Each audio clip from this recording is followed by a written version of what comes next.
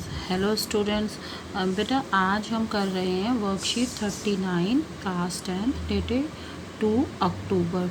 तो यहाँ पर हमने कुछ पहले भी इस पर काम कर लिया है, problems on height and distances. अब यहाँ पर कुछ सिचुएशंस दी गई हैं और इन सिचुएशंस के अकॉर्डिंगली हमें यहाँ पर चित्र बनाना है, फिगर बनाना है। तो यहाँ हम किस प्रकार से बनाएंगे, हम पहले सिचुएशन देख लेते हैं और उसके हिसाब से अकॉर्डिंगली हम फिगर रेडी कर लेंगे। तो हमारी पहली सिचुएशन है ऑब्जेक्ट। हमें यहाँ ऑब्जेक्ट दिए गए हैं, दो ऑब्जेक्ट है, एक टावर है और एक ट्री है। Two things are there, tower and tree. और जो हमें राइट एंगल ट्रायंगल होगा उसमें हमें दिया हुआ है base, that is 40 metre. Now इस सिचुएशन में हमारा बन रहा है एंगल ऑफ डिप्रेशन, यानी ऑब्जेक्ट इस वक्त ऊपर खड़ा हुआ है और वो नीचे झुक करके किसी ऑब्जेक्ट को देख रहा है, एंगल ऑफ एलिवेशन नहीं है। तो यहाँ पर हमारे पास तीन चीज़ें हैं, टावर, ट्री। जब हम उसका राइट एंगल तैयार कर लेंगे तो उसमें बेस को हम लिखेंगे 40 मीटर और एंगल ऑफ डिप्रेशन होगा हमारा 30 डिग्री। तो सबसे पहले तो हमारा यहाँ पर क्या है, एक टावर है और एक ट्री है। दो चीज़ें हैं हमारे पास, टावर एंड ट्री। दोनों ही कैसी होती हैं, टावर भी हमारा एक वर्टिकल होता है, सीधा खड़ा हुआ है, और ट्री हमारा सीधा खड़ा हुआ होगा। दोनों में से तिरछा कोई नहीं है, क्योंकि इस सिचुएशन में हमारे पास क्या बन रहा है, एंगल ऑफ डिप्रेशन बन रहा है। इस परिस्थिति में हमारे पास एंगल ऑफ डिप्रेशन बन रहा है। तो हमें क्या समझ में आ रहा है कि ऑब्जेक्ट ऑब्जर्वर ऊपर है और जिस वस्तु को वो देख रहा है वो वस्तु उसके नीचे है, उसे झुक करके देखना पड़ रहा है। इट मीन्स कि हमारी ये जो टावर है, ये टावर हमने बना लिया, एक पेड़ हमने बना लिया, दोनों मुझे सीधे ही बनाने थे, तिरछा नहीं करना था। अब ऑब्जर्वर सोचो कहाँ पर होगा, observer on the top of tower, उसे ऊपर ही बिठाना पड़ेगा। इट मीन्स हमें अपने आप समझ में आ गया कि टावर जो है वो पेड़ के मुकाबले में हमें बड़ा बनाना है, क्योंकि जब वो बड़ा होगा ऑब्जर्वर वहाँ बैठेगा। यहाँ पे ऑब्जर्वर बैठा और ये ऑब्जेक्ट, अब वो पेड़ को देख रहा है। इस वक्त ऑब्जेक्ट कौन है, पेड़। ऊपर से वो पेड़ को देख रहा है। अब नीचे ना करें बेटा, क्योंकि पेड़ को देख रहा है, तो यहीं पर हम बना लें, ठीक है। तो यहाँ पर दोनों ऑब्जर्वर ऑब्जेक्ट को मिला दिया, तो ये रेखा, ये लाइन बन गई। और जो ऑब्जर्वर है उससे हम क्या खींचते हैं, एक हॉरिजॉन्टल ड्रॉ करते हैं। तो इस प्रकार से ये हुआ हमारा एंगल ऑफ डिप्रेशन। लेकिन हमें यहाँ पर, ये तो चित्र के बाहर जा रहा है, ये तो राइट एंगल ट्रायंगल के बाहर जा रहा है, तो इसे हम कहाँ उठा के ले लेंगे, यहाँ अंदर को उठा के ले लेंगे, जिससे कि ये वाला 30 डिग्री का एंगल हमारे राइट एंगल ट्रायंगल के अंदर आ जाए। और दूसरा हमें दिया हुआ है बेस 40 मीटर। जो बेस था इनका, इस त्रिभुज का बेस, वो है हमारा 40 मीटर। तो इस प्रकार से हमारा राइट एंगल ट्रायंगल बन गया, ठीक है। दूसरी सिचुएशन है, एक वॉल है, एक लैडर है। तो मैं यहाँ साथ साथ बनाती जाती हूँ। हमें जो है वो एक वॉल बनानी है। वॉल सीधी खड़ी होगी, टेढ़ी तो होगी नहीं, कोई दीवार टेढ़ी तो होती नहीं है। लैडर जो है वो इसमें तिरछी आ रही है, ये हम मानेंगे लैडर। अब लैडर भी इस प्रकार से ही हमें रखनी पड़ेगी। दूसरा क्या है, हाइपोटेन्यूज। यहाँ से हमने वॉल बना ली, लैडर बना लिया, हाइपोटेन्यूज 10 है, ये हमने हाइपोटेन्यूज बना लिया। And the angle of elevation, it means कि ऑब्जर्वर अब कहाँ पर होगा, ऑब्जर्वर हमारा नीचे होगा। क्यों, कैसे पता लगाया, क्योंकि यहाँ पर एंगल ऑफ एलिवेशन बन रहा है।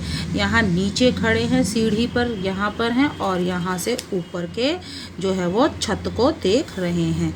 तो इस प्रकार से हमारा जो ऑब्जेक्ट है वो कहीं यहाँ ऊपर होगा, और उन दोनों को मिला देते हैं, ये हमारी लाइन ऑफ साइट। और जहाँ पर ऑब्जर्वर खड़ा है वहाँ से एक हॉरिजॉन्टल ड्रॉ कर देते हैं और इस प्रकार से ये हमारा क्या बन गया, angle of elevation, angle of elevation. Now next तीसरी सिचुएशन हमारी जो नंबर 3 कंडीशन है वो है चाइल्ड एंड ए काइट। तो हमने बना लिया, यहाँ पर हमने बना लिया चाइल्ड और ये हो गई हमारी काइट। अब इन दोनों में हमें जो है वो हाइट दी गई है, डेफिनेटली हाइट हमारी यही हाइट होगी 80 metre. Now the last one angle, angle रह गया, angle is angle of elevation. तो क्लियर है, ऑब्जर्वर हमारा नीचे है और हमारा ऑब्जेक्ट ऊपर है, उन दोनों को मिला दें तो ये बनती है हमारी लाइन ऑफ साइट। और यदि यहाँ ऑब्जर्वर से एक हॉरिजॉन्टल लाइन ड्रॉ कर दें तो जो कोण बना, जो एंगल बना, वही है हमारा एंगल ऑफ एलिवेशन। तो इस प्रकार से हमने तीनों स्थितियों का जो है वो डायग्राम बना लिया है।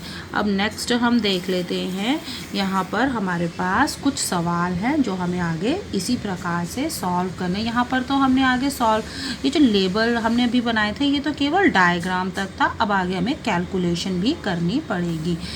अब सिचुएशन देख लेते हैं, यहाँ पर क्या है, एक एक को पढ़ें, आराम आराम से, जल्दबाजी हड़बड़ी ना करें, समझ के काम करें जिससे कि हमारा सवाल ठीक हो। द एंगल ऑफ डिप्रेशन, सबसे पहली बात तो यहाँ पर आ रही है angle of depression. Angle of depression इसका अर्थ क्या है कि ऑब्जर्वर ऊपर बैठा हुआ है और ऑब्जेक्ट हमारा नीचे है। The angle of depression of foot of tree, यानी हम किसको देख रहे हैं, एक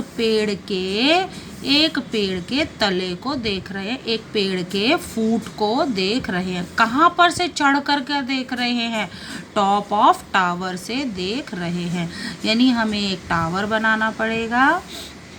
टावर हमने तैयार कर लिया है एंड फूट ऑफ ट्री, ये हमारा पूरा जो है वो पेड़ तैयार हो गया, ये हमारा ट्री हो गया, ये उसका फूट है, ठीक है।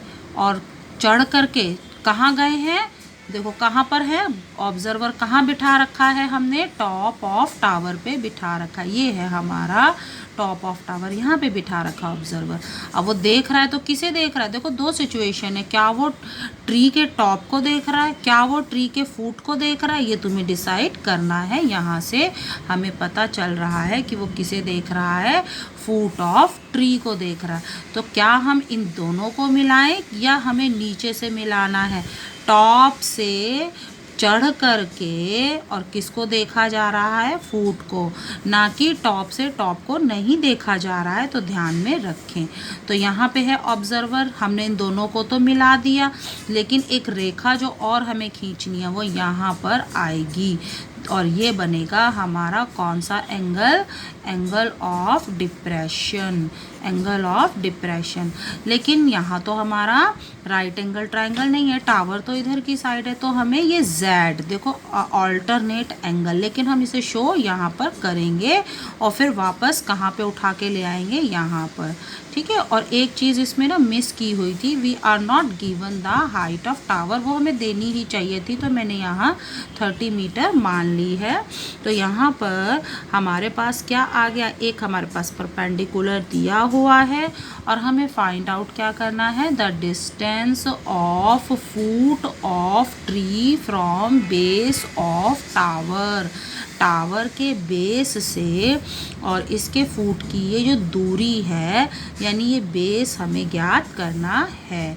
तो हम ये राइट एंगल ट्रायंगल, कौन सा वाला राइट एंगल ट्रायंगल बन रहा है हमारा, ABC।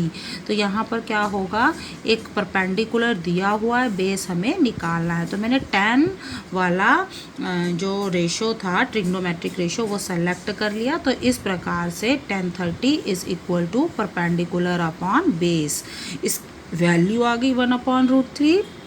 ए बी की हमने 30 रख ली, क्रॉस मल्टीप्लाई करके बेटा निकल गया base B C equal to 30√3। और बाद में मैंने लिखा है, पूरा लिखा है, ये सही तरीका है। Distance of foot of tree from the base of the tower is 30 metre answer.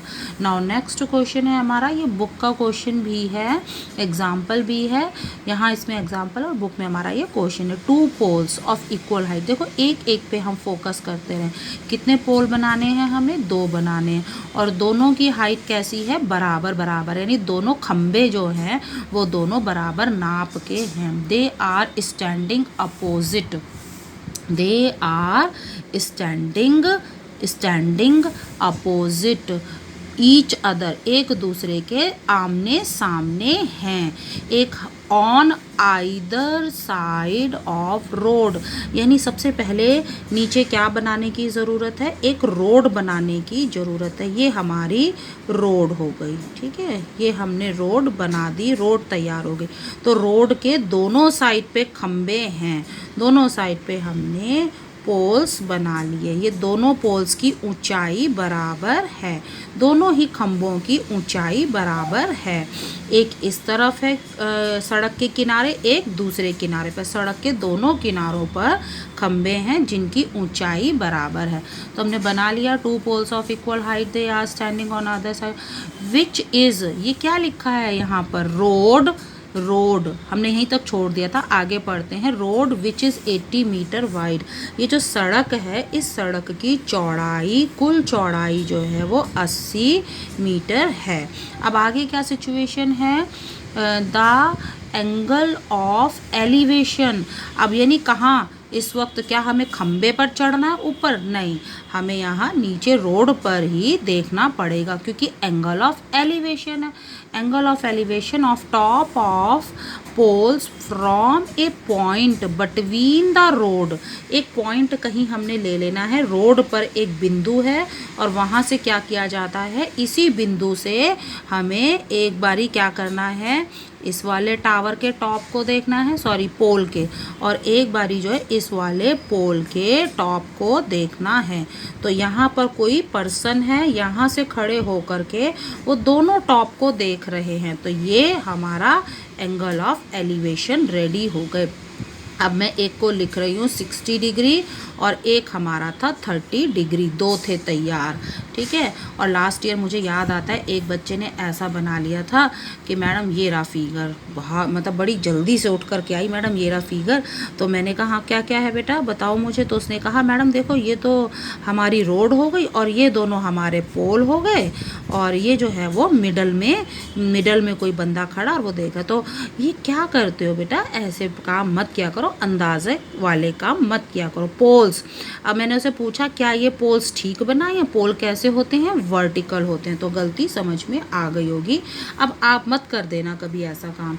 तो हमने यहाँ पर लिखा ये पोल और ये वाला भी एक पोल, दोनों ही पोल हैं।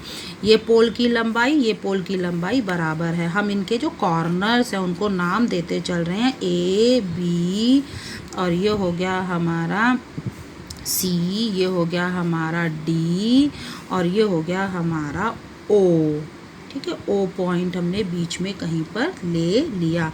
ए बी, आई थिंक इसको लेना था मुझे सी, और इसको लेना था शायद डी था। तो A B and C D are 2 poles. हमने बताना भी है आंसर में कि ए बी और सी डी 2 पोल हैं, बी डी हमारी रोड है, और ओ बीच में कहीं कोई बिंदु है। बीच में, एग्जैक्ट बीचों बीच में नहीं है, अगर बिल्कुल बीचों बीच में होता तो ये दोनों कोण बराबर होते, वो एग्जैक्टली बीचों बीच में नहीं है। तो वो थोड़ा सा या तो इधर शिफ्ट है या उधर को शिफ्ट हो रखा है। तो हमने ले लिया लेट बी ओ, ये जो दूरी, ये एक दूरी, ये वाली दूरी हमने मान ली, दिस दूरी इज एक्स। तो बाकी बची हुई क्या होगी?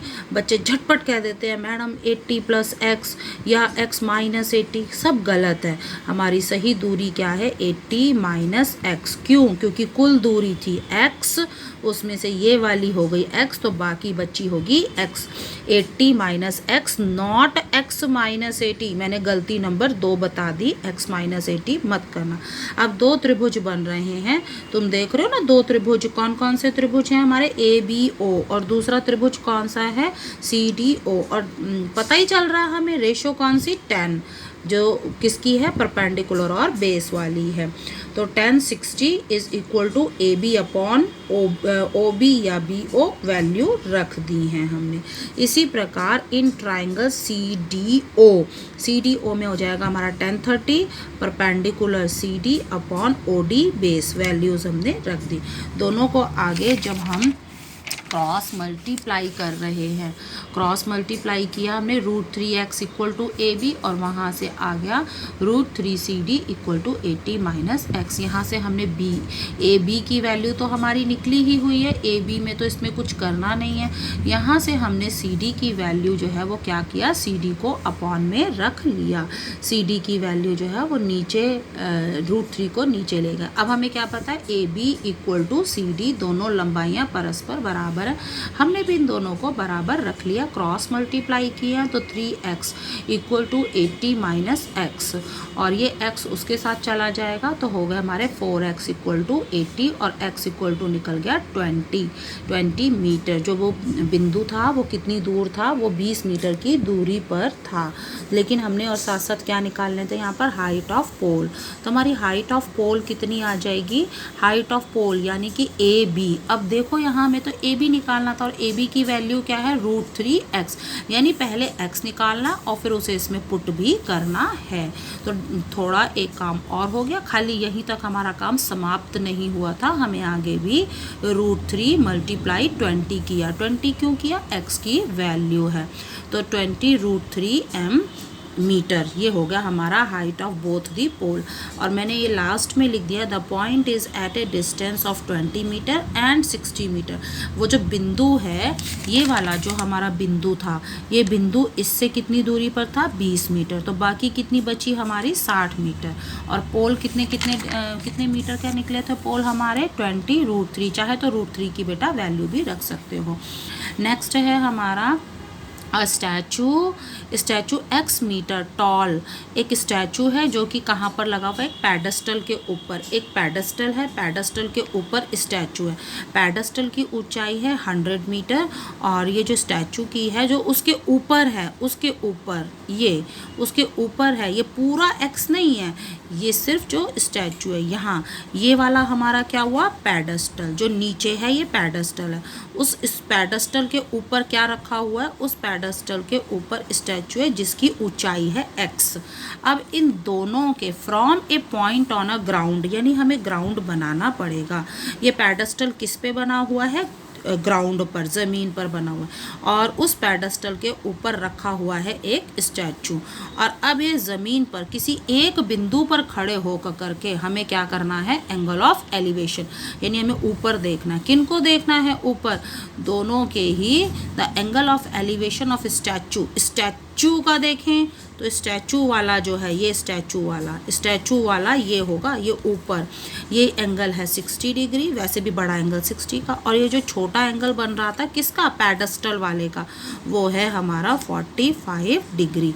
तो दो हमारे कोण, जो छोटे वाले त्रिभुज का कोण है वो 45 बन रहा है, और बड़े वाले त्रिभुज का कोण हमारा बन रहा है 60। मैंने एक पहले भी बात बताई थी अभी गूगल मीट में, कि जब भी कभी हम लेंगे तो बेटा ध्यान रखना है परपेंडिकुलर राइट एंगल ट्राइंगल ही लें। तो यहाँ पर जो दो राइट एंगल ट्राइंगल बन रहे हैं वो कौन से बन रहे हैं, एक तो BCD, ये वाला BCD पैडस्टल के साथ वाला, और एक बन रहा है पूरा ऊपर से पूरा नीचे तक। हम खाली, अब कई बच्चे सोचते हैं एक पैडस्टल वाला ले लेते हैं और एक स्टैचू वाला ले लेते हैं, नहीं, वो हम नहीं ले सकते, वो एक राइट एंगल ट्राइंगल नहीं बन रहा है। राइट एंगल ट्राइंगल में क्या होता है, बेस कहाँ है इसका बेस तो है ही नहीं, राइट एंगल ट्राइंगल नहीं है, इसलिए हम कौन सा वाला लेंगे, ACD। तो दो ट्राइंगल मैंने यहाँ लिख भी दिया है, पूरा डिस्क्रिप्शन दे दिया है। BC क्या है, हाइट ऑफ पैडस्टल 100 मीटर, उसके बाद AB उसके ऊपर स्टैचू है और वो x मीटर है। द पॉइंट इज़ डी, हमने डी बिंदु पर खड़े होकर के दोनों के एंगल ऑफ एलिवेशन डाल दिए हैं और वो आ रहे हैं 60 डिग्री और 45 degree. Now taking the triangle, जब हम ट्राइंगल बी सी डी लेते हैं यानी छोटा वाला ट्राइंगल, तो उसमें हमारा कितना था 45 डिग्री, तो tan 45 is equal to perpendicular upon base, perpendicular upon base, और tan 45 की वैल्यू होती है 1, और हमारा जो परपेंडिकुलर था यानी पेडेस्टल था वो कितना था ऊंचा, परपेंडिकुलर वो था हमारा 100, तो इस प्रकार से सी डी निकल के आ गया 100। Now in triangle A C D, ये वाला जो ट्राइंगल ए सी डी है, ये पूरा ट्राइंगल ए सी डी बड़ा ट्राइंगल, इसमें परपेंडिकुलर कितना होगा, ध्यान से देखेंगे बेटा, not only x, it is 100 plus x, गलती नंबर 3 जो मैं बता रही हूँ, जो गलती कर देते हो, 100 प्लस एक्स होगा हमारा परपेंडिकुलर, और हमारा बेस वही का वही C D which we have calculated already, हमने ऊपर अभी कैलकुलेट कर दिया है 100। तो इस प्रकार से इन दोनों को क्रॉस मल्टीप्लाई करने से हमारा क्या आ जाएगा, दोनों को क्रॉस मल्टीप्लाई कर लिया और 100 जब इसके साथ में ले लिया, 100 कॉमन आ गया, तो इस प्रकार से हाइट ऑफ स्टैचू जो x की वैल्यू थी वो हमारी आ गई 100 into √3 - 1 metre. Now try these, अब मुझे फटाफट करने पड़ेंगे ट्राई दीज क्योंकि मेरे पास वीडियो का ज़्यादा टाइम नहीं बचा है। यहाँ पर उन्होंने बहुत सिंपल सा सरल सा क्वेश्चन दिया हुआ है, एक बिल्डिंग है, हमें उस बिल्डिंग की हाइट ज्ञात करनी है, तो यहाँ पर हमारा कौन सा वाला रेशो लगता दिखाई दे रहा है कि परपेंडिकुलर और बेस वाला हो गया हमारा 1060, 1060 है A B upon B C, perpendicular upon base, इसकी वैल्यू रख ली √3 ए बी की वैल्यू तो हमें फाइंड आउट करनी है, और एक्चुअली में मैंने 50 की जगह 500 लिख दिया, जल्दी जल्दी में गड़बड़ भी हो जाती, मुझसे भी हो जाती है, तो सभी से ही हो जाती है इसका मतलब, तो लेकिन तुम्हें गलती नहीं करनी है, अटेंटिव रहना है, ठीक है। तो इस प्रकार से हमने जो है वो ट्राई दीज में हाइट ऑफ बिल्डिंग, और हमने लिखना भी है फाइनली कि the height of building is इतनी, ठीक है। नेक्स्ट है a child is watching a bird on a tree, अब बच्चा है, बच्चे की अपनी खुद की भी हाइट होगी, हमने ये बच्चा बना दिया, इन दोनों को खड़ा कहाँ करना है, ग्राउंड पर, ये हो गया हमारा चाइल्ड, और फिर ये हो गया हमारा पेड़, ऊपर जो है वो ट्री आ गया, ठीक है। अब ट्री पर क्या देख रहा है ये बच्चा, इस ट्री में जो है वो कोई क्या बैठा हुआ है, एक पक्षी बैठा हुआ है, तो बच्चा ऐसे ऊपर होकर के देख रहा है, और वो एंगल ऑफ एलिवेशन जो है वो कितना बन रहा है 45 डिग्री। तो ये ऑब्जर्वर, ये हमारा ऑब्जेक्ट, ये हमारा कोई बर्ड है, और इन दोनों के बीच की लाइन को मिला दिया, और यहाँ से जो है वो एक मैंने बताया था हॉरिजॉन्टल लाइन ड्रॉ कर देते हैं, तो इस प्रकार से ये 45 डिग्री क्या बन गया, हमारा एंगल ऑफ एलिवेशन बन गया। नाउ चाइल्ड की अपनी खुद की हाइट कितनी है 1.5 मीटर है, ठीक है। और find the height of tree, you have to find the height of tree, ये पूरी हाइट निकालनी है। यदि क्या है, हमें दिया हुआ है कि जो बच्चा है, बच्चा पेड़ से कितनी दूरी पर है, बच्चे और पेड़ की बीच की दूरी जो है वो है हमारी 30 मीटर। अब तुम सोचोगे यहाँ पर तो केवल एक ही बन रहा है, कौन सा त्रिभुज है, जो राइट एंगल्ड ट्राइंगल है, एक ही त्रिभुज है जो राइट एंगल ट्राइंगल है, तो हम A B C D E, अब हमारा जो राइट एंगल ट्राइंगल बन रहा है वो ट्राइंगल बन रहा है A B E, right angle triangle छांटना था बेटा हमें, तो राइट एंगल ट्राइंगल में हमने रेशियो ले लिया 1045, that is equal to A B upon B E, A B perpendicular upon base, और उसकी वैल्यू होती है 1, दोनों दूरियां बराबर आ गई, हमने वैल्यू रख दी, तो ए बी की हमारी वैल्यू आ गई 30। ये जो ए बी था, ए बी दिस मच, पूरा नहीं, अभी पूरे हाइट नहीं आई है, पूरी हाइट किसकी होगी, कुल पेड़ की कुल लंबाई कितनी होगी 30 + 1.5 होगी, क्यों, क्योंकि इतनी तो बच्चे की लंबाई के बराबर है, हमने ये हिस्सा निकाला था, ये हिस्सा हमने और ऐड करना है। नाउ ट्राई दिस का लास्ट क्वेश्चन है हमारे पास, the angle of depression of a car, यानी डिप्रेशन ऑफ ए कार का अर्थ क्या है, जब डिप्रेशन, इसका मतलब कार कहाँ है, नीचे है, और हम कहाँ पर खड़े होंगे, कहीं ऊपर खड़े होंगे, हम किस पर खड़े हैं, एक टावर के ऊपर है, टावर के ऊपर पहुँचे हुए हैं, यहाँ पर ऑब्जर्वर है, और गाड़ी, नेचुरली गाड़ी जो है वो यहाँ पर है, दोनों के बीच में जो है वो कोण बना एंगल ऑफ डिप्रेशन वो कितना है, angle of depression is 30 degree. लेकिन मैंने क्या बताया था, हम ये त्रिभुज यहाँ से तो ये राइट एंगल ट्रायंगल बन नहीं रहा, वो तो अंदर को बन रहा है, तो ये उल्टा जेड, ये देखो उल्टा जेड, ये वाला ऑल्टरनेट एंगल है, तो ये इसके बराबर हो जाएगा। यहाँ पर हमारी कार है, यहाँ पर ऑब्जर्वर है, और हमें क्या निकालना है अब, और ये जो टावर है, टावर इज़ 75 मीटर, और हमें निकालना है distance of car from the base. ये कार की दूरी ज्ञात करनी है कि ये टावर से कितनी दूरी पर है। It means we have to find out the value of base. बहुत ही सरल था। परपेंडिकुलर और बेस का रेशो अगेन हमारा 10-30 होता है। It is equal to perpendicular upon base. तो परपेंडिकुलर हमारा हो गया AB और बेस हमारा हो गया BC। तो इस प्रकार से 1/√3 is equal to 75/BC। 75 AB की हमने वैल्यू पुट कर दी, और यहाँ से क्रॉस मल्टीप्लाई करके जो है वो आप वैल्यू कैलकुलेट कर लोगे। तो बेटा इसी तरह से आप देख रहे हो, हम जब तक हम क्वेश्चन को समझेंगे नहीं, हम उसका चित्र सही से नहीं बना सकते। तो अंदाजे से ना बनाए, समझ के काम कर लें। ठीक है, ओके बेटा।